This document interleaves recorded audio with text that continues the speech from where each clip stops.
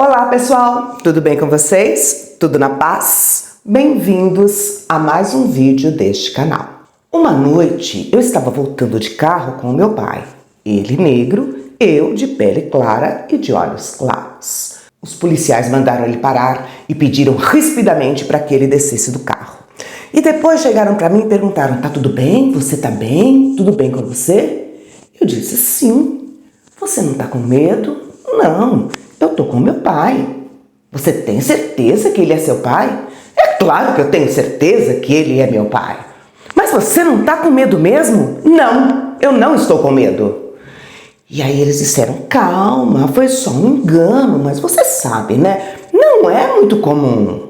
Um preto com um carrão e uma loirinha junto. Difícil, né? Eu estava no mercado fazendo compras com meu marido e ele é branco. Uma senhora jogou uma bandeja do mercado em cima de mim. Eu olhei para ela sem entender e ela me disse: você não trabalha aqui? Essa coisa aí tá estragada. Eu fiquei sem reação com a rispidez e meu marido disse: ela não trabalha aqui? Aí ela, sem se desculpar: ah tá, eu não vi que ela estava com você. Você sabe como é que é, né? Você é mais escurinha, eu achei que trabalhasse aqui. Mas esses são casos de racismo. E esse vídeo não é sobre segregação racial?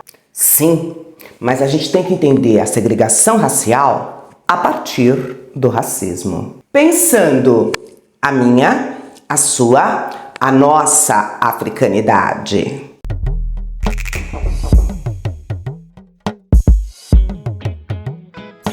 Preconceito, discriminação, racismo e segregação racial são conceitos interligados e fundamentais para a gente entender as relações de poder. Eu já falei de alguns desses conceitos aqui nesse canal. Nesse vídeo eu vou tratar especificamente da segregação racial. Mas a gente precisa reforçar a compreensão do racismo. Racismo é toda uma estrutura que impede as pessoas negras de viverem plenamente seus direitos e sua cidadania. Essa estrutura foi construída por anos de dominação branca sobre outros povos. Os negros estão sujeitos a perder qualquer um dos seus direitos ou até mesmo a sua vida pelo simples fato de ser negro. O termo segregação é o ato de isolar, de separar, baseado na ideia de desigualdade entre as partes. Assim, a segregação pode ser racial, geográfica, urbana. Segregação racial é impedimento com base na origem étnica, raça, entendida aqui como um conceito histórico-social. Essa prática é baseada em ideias eugenistas. Essas ideias classificavam a sociedade em raças e visavam a melhoria genética da população.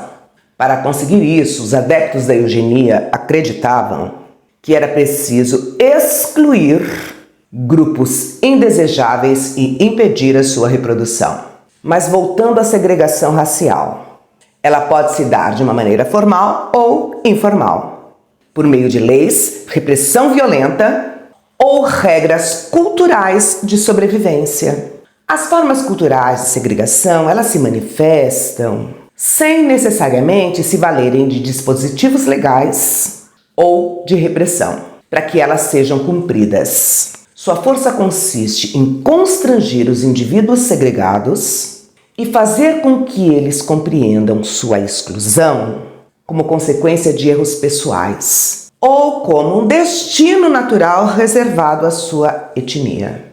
Meus lindinhos e minhas lindinhas, os grandes exemplos de segregação racial institucionalizada, ou seja, a partir de um aparato legal de leis, são Estados Unidos e África do Sul.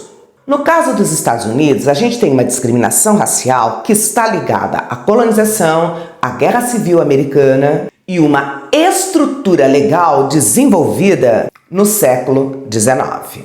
Nos séculos XIX e XX, os Estados Unidos tiveram várias formas de leis de segregação racial, principalmente no sul do país.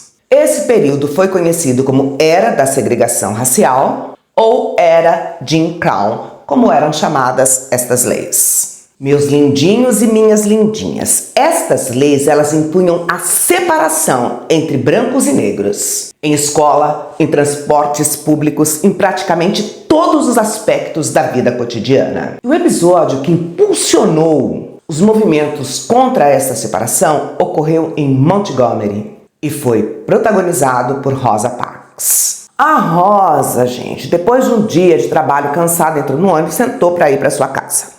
E nos ônibus era assim, tinha uma placa no meio que separava, os brancos sentavam à frente e os negros sentavam atrás. Quando os bancos destinados aos brancos estavam ocupados e entrava um novo branco, o que é que o motorista do ônibus fazia? Ele parava, chegava a placa para trás, os negros que estivessem sentados nestes bancos deveriam sair para que o branco sentasse. A Rosa estava cansada. Todos os bancos do ônibus estavam ocupados. Entrou um homem branco. O motorista parou, chegou a placa para trás e ela teria que se levantar. O que ela fez? Sentou no canto e deixou os outros bancos destinados ao homem branco. O motorista falou, você tem que se levantar. Ela falou, não, eu não vou me levantar. O mesmo valor que eu paguei pela passagem, ele também pagou. Ele tem tanto direito de sentar quanto eu. O motorista falou, ah é? A gente vai ensinar você a respeitar. Ela foi presa.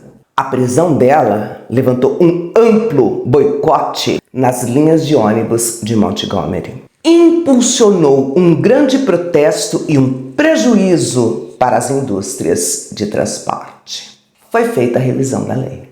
Os movimentos contra a segregação racial nos Estados Unidos recebem o nome de Movimento dos Direitos Civis e ocorreram no século XX. Além da Rosa, eles foram liderados por diversos ativistas afro-americanos e combatiam a segregação racial e a discriminação sistemática que eles estavam sujeitos. E o fim da segregação racial ele ocorreu por uma série de ações legais e legislativas na forma de lei nas décadas de 50 e de 60.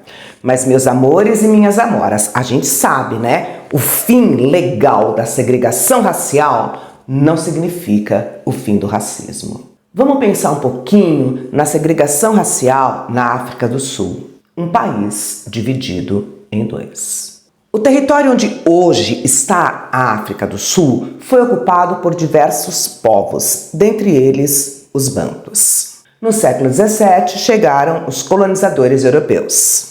Por cerca de 200 anos, a região foi disputada por colonos holandeses, que eram chamados de boeres, e pelos britânicos. A colonização holandesa ela se baseou na exploração das populações negras daquela região.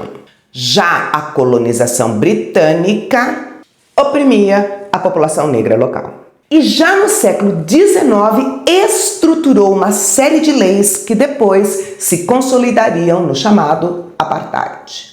Uma delas foi a Lei do Passe, que obrigava os negros a portarem um papel autorizando-os a se deslocarem por determinadas áreas. Essa lei ela era utilizada para controlar a circulação da população negra, principalmente à noite. Em 1910 ocorre a unificação entre boeres e ingleses e surge a União Sul-Africana, depois denominada África do Sul. E nessa mesma década vão surgir uma série de leis segregacionistas, demonstrando a intenção da população branca de oprimir cada vez mais os negros. Mas, meus anjos e minhas anjas, o apartheid ele se estabeleceu de fato na década de 40. É aí que foram implantadas uma série de leis segregacionistas para com a população negra. Os negros tiveram sua presença limitada nas grandes cidades. A circulação só era possível mediante aquele passe que eu já contei para vocês como é que ele funcionava. Foram obrigados a ter a identificação racial em seus documentos pessoais. Muitos foram obrigados a morar em zonas conhecidas como bantustões. O acesso à educação, à saúde e a outros direitos lhes eram negado ou extremamente limitado. Como é que se sustenta esse tipo de regime? Censura às informações e repressão violenta. As forças policiais sul-africanas constantemente massacravam os protestos da população negra. Mas a população negra resistiu, mesmo que a duras penas, enfrentando esta violência tremenda. A resistência foi feita em diversos grupos, como, por exemplo, o Congresso Nacional Africano. E a gente não pode esquecer da presença de Mandela na resistência a essa política de segregação racial. Mas, meus amores e minhas amoras, a gente não pode esquecer de falar do Brasil. Bom, meu povo, a gente sabe, né? A formação do Brasil se deu a partir da escravização dos africanos e da dizimação dos povos indígenas. Somos a maior comunidade negra fora da África. E mesmo com uma forte resistência e uma infinidade de lutas contra a escravidão, fomos um dos últimos países do mundo a abolir a escravidão. E após a escravidão, não ocorreu um processo de inserção do povo preto na economia da República recém-implantada. A abolição não foi acompanhada de indenização para a população negra. Não foi acompanhada de políticas públicas de integração do povo preto na economia do território brasileiro. Nunca tivemos acesso adequado à moradia, à saúde, a emprego, à renda, à educação. Mas tem uma coisa que eu preciso contar para vocês. O Brasil já foi um exemplo de segregação racial institucionalizada, ou seja, através de leis. A Constituição Brasileira de 1824 vedava o acesso dos negros à educação. Abdias do Nascimento, ele fala do racismo no Brasil. E ele diz que o racismo é eficazmente institucionalizado nos níveis oficiais de governo. E ao mesmo tempo ele é difuso no tecido social, psicológico, econômico, político e cultural da sociedade do nosso país. Galerinha, o ex-escravizado começou a vida dele do zero e nas periferias das cidades. Em contrapartida, as famílias que lucraram com o trabalho do escravizado não apenas mantiveram os lucros, como deixaram os lucros para os seus filhos, e para os filhos dos filhos, e para os filhos dos filhos dos filhos. E essa herança é mantida até hoje. Qualquer pessoa que andar por um bairro nobre de uma grande cidade brasileira verá a segregação racial estampada na sua cara. Brancos morando e usufruindo de bens e de serviços, negros trabalhando. Se for para um bairro pobre, verá que a situação é o inverso. Os negros compõem a grande maioria da população desses bairros de periferia. Ah, mas tem negro rico em um percentual infinitamente pequeno. Ah, eu falei cidade grande? Na cidade pequena também. É a mesma coisa. A concentração de renda e a desigualdade socioespacial tem uma forte ligação com o fator raça, mesmo não existindo uma legislação segregacionista. Explicando melhor. A gente não tem uma lei que diz negros não podem morar aqui, mas na prática a população negra está concentrada em bairros com menor infraestrutura. E isso é resultado da ausência de políticas públicas que proporcionem uma igualdade social de fato. Gente, presta atenção no que eu vou dizer.